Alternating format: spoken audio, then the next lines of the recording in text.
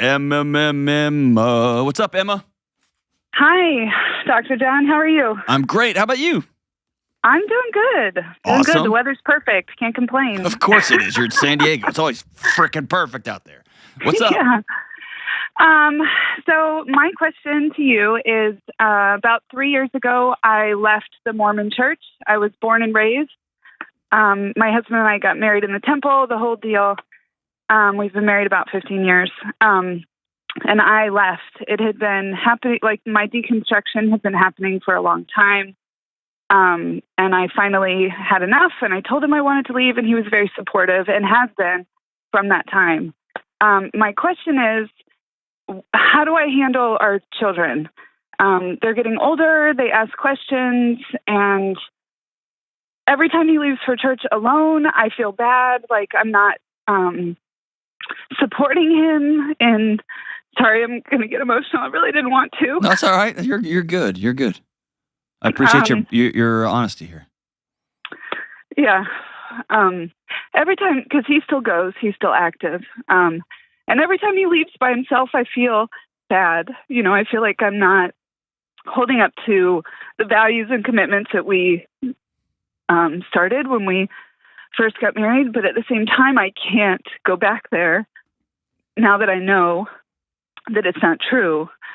So I just want some advice on how to handle raising a family in an interfaith marriage, I guess. Have you found it sounds like you've done the deconstruction part, but it sounds like you're still sitting in the ash. Yeah. It is a hard transition. Are you interested in any sort of new faith community? Is that something you're exploring? I am, and Okay. I would like to. And when I first brought up that I didn't want to go to church anymore, and I don't know how much detail we want to get in with that, I kind of blew up my marriage at the same time. Like with an affair? No. Like I said I was done, that I wouldn't continue to live in a home that we had. He is a active duty military, and he had some trouble that he wasn't willing to work with at the time that came out, and just, he was never abusive or anything like that, but he was mad a lot, and he was angry and tired. And I just said I wasn't willing to do that anymore. And I asked for a divorce, and then he was like, is this about church? If you don't want to go to church, you don't have to. And I said, it's not about church, but also I don't want to do that either. And at the time he was like, we can go somewhere else. But I think he was just trying to have me stay, you know. And then once we worked through all of that, which we have, and we have a wonderful marriage now, he was like, I'm actually not comfortable with that. So With the church part? Yes, with changing churches for him. Okay. I want to stop you right here for a second, okay? I want you to breathe through something with me, Okay. all right?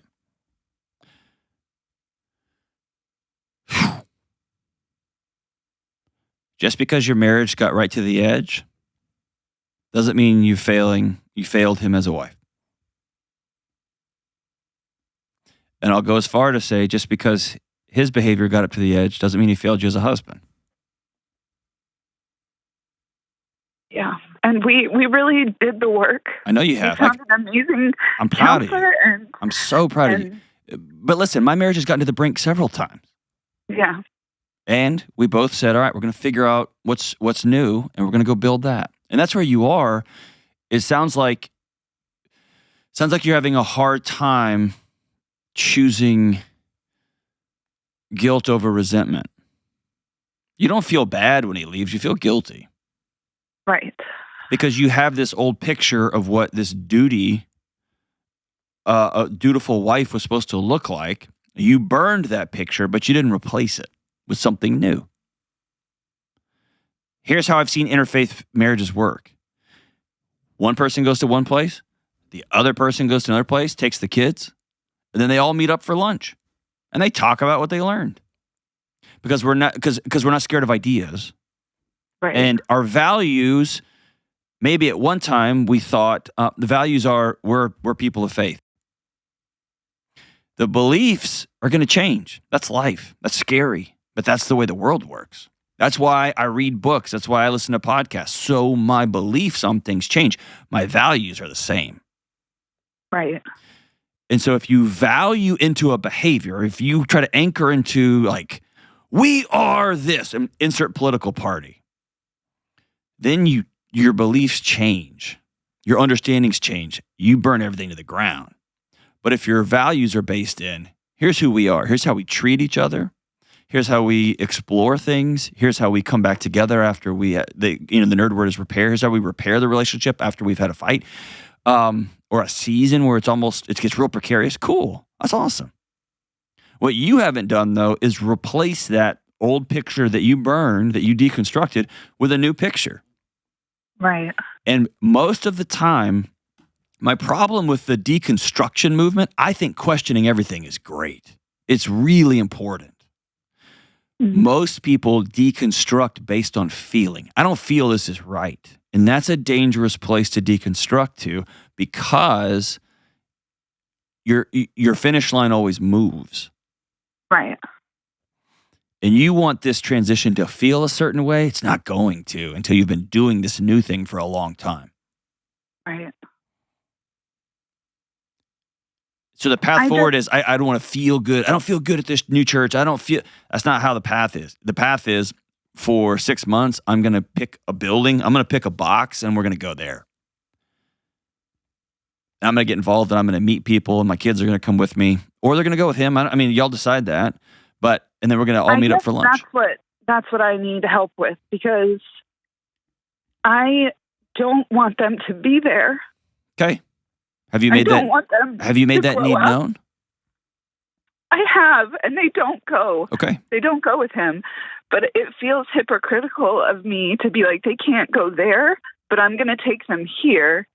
I don't know how to handle. Why is that hypocritical, hon? I don't know. It just feels like... It's not. That's the wrong word. It's not hypocritical. Okay. It's not hypocritical. What you don't have, did you grow up in that faith? Yes. Yeah, you don't have a picture of what growing up outside of that faith looks like. You've never seen it. That's okay. It's going to feel awkward. I guess I just don't want to disrespect his beliefs, because my kids ask me questions and I'm not going to lie to them. And so I just say, hey, like, I just realized I didn't think any of this was true. But as they're getting older, they're asking more pointed questions, and I just don't know how to navigate his beliefs with mine, but being respectful of him. But go over the top of it. Meaning, one of the greatest gifts I can give my kids is letting them see me and their mom are ride or die. We love each other till the end of time. Yeah. And we disagree on things. That's a good gift to them. And my wife, the way she speaks respectfully of me is she'll tell my son, I can't, but he's asking very pointed questions about things.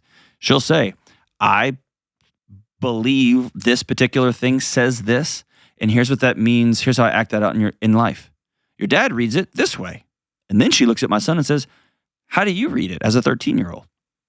Yeah. Right? So now he's coming into the question.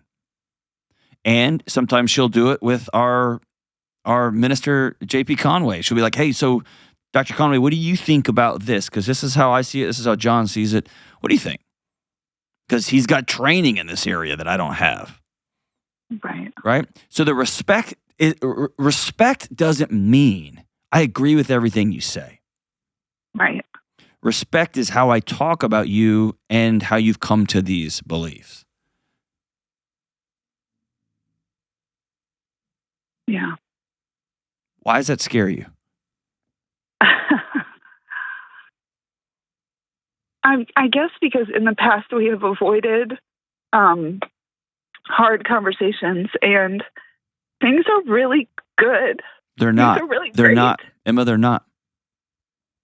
Can I tell you what I think? You tell me if I'm wrong. I would love to be wrong here. Okay.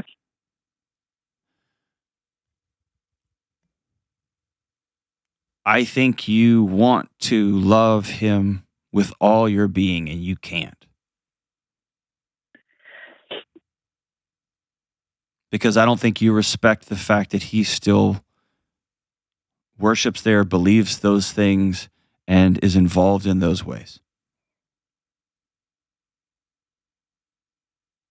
I don't necessarily think that's true. Okay, I do. good. I adore him. Okay. I think that I am lucky. We got married so young. Yep.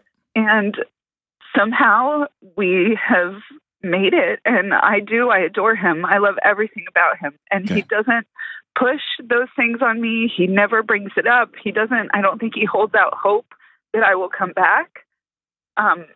And So I'm like almost getting choked up. I'm glad to be wrong. So you've convinced me. You love this guy. Why don't you love Emma in the same way?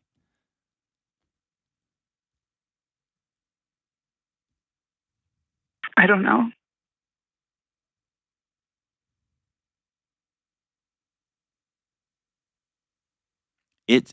What I'm going to say is I'm just going to cut right to it. Deconstruction is the easy part. Burning a building down, I can take down a whole building with a rag soaked in gasoline and a match. Building a building, reconstruction, that's hard. Oh. And I'll tell you what I've had to do in my personal life. That's the best wisdom I can give you, okay? I hired a former theology professor who was a theology professor for 20 years. And I hired him this year, and we meet every week. And what I said was, I've gotten to a place in my life, I travel all over the country, I meet people of all different faiths. I can pull apart just about anybody. And I've spent my whole career with theologians across the board that have just been my friends, my nacho-eating, beer-drinking buddies, like just buddies. And so I know all the arguments, I know all the conversations. But what I now have is a 13-year-old and an 8-year-old staring me in the eye and saying, yeah, but what do you believe and why? Yeah, and that's hard. That's real hard. So I hired a professor. Now, I've got the resources to do that. I'm in a weird little space, right? It's not everybody can do that. I get that. But I decided I'm going to put my money where my mouth is. Because the most important thing I can do right now is to look at my 8-year-old and say, to look at my 13-year-old and say, look at myself in the mirror and say, look at my wife and say, here's what I believe and here's why. I already know what I believe. I know. But I want to be able to say it in a way, to distill it down in a way that an 8-year-old can understand it. Because that means I've internalized it. That means it's in my DNA, in my mitochondria, right? Right. And so the reconstruction part of this is your adventure. What do you believe and why? And taking your kids on that journey is not a bad thing. If you give them a platform, I believe in God. I believe in something bigger than me. I believe, fill in the blank with what you believe. And then say, and I am working every day to figure out how it all works together. Right. Is that fair? Yeah, that's fair. And I guess I just focus on like the things that don't line up. But the reality is like we do have things that overlap. Like we believe in God, we believe in Jesus. And I guess I just need to focus more on the commonalities than you need to spend some time creating a picture of what is the role that I'm going to play in my home? What's the role of a wife and mom and co-earner and co-manager and co-intimacy partner? Like, what's the role I'm going to play here? Because you had a picture outlined for you and you took that one apart. And you told me you had to do it, so I trust you. You said you had to do it. Okay. So it's been taken apart. Now you got to build back. Like, well, then what is this picture going to be? Because right now you're living aimlessly. You're just living not that. And it's very similar to our political parties. Our political parties aren't giving us any direction to where we want to go. All they're giving us is we're not them. And everybody's running in circles, screaming louder and louder and louder. It's not a direction. It's not a place to go. And so create the picture, co-create with your husband In light of this, what do we believe that's the same? Where do we begin to diverge? And not, well, it feels like, no, I'm not going to do feels. I'm going to do discipline. I'm going to get up and go. I'm going to find a place that sounds like from their website we align sort of somewhat. And I'm just going to start showing up there and start connecting with human beings. Period. And the kids are going to come with me. And then we're going to all meet for lunch. We're going to talk about it. And it's going to be awkward. It's going to be uncomfortable. It's going to be, well, I believe this and your dad believes that. What do you guys think? And we're going to slowly come together. Interfaith marriages are very hard. They're very, very hard. And they take some highly intentional coordination. And it sounds like, unlike most I talk to, you've got a husband that's a pretty amazing guy. See, I'll create a picture and begin to live into it. And it's going to shift and morph, and that's okay. But have something to aim towards. Time to get up out of the ash. You took it apart. Start building something new. And you're probably going to need a guide of some sort. Seek that guide, seek that spiritual wisdom with all you got. Go get it. Give me a call anytime. Anytime.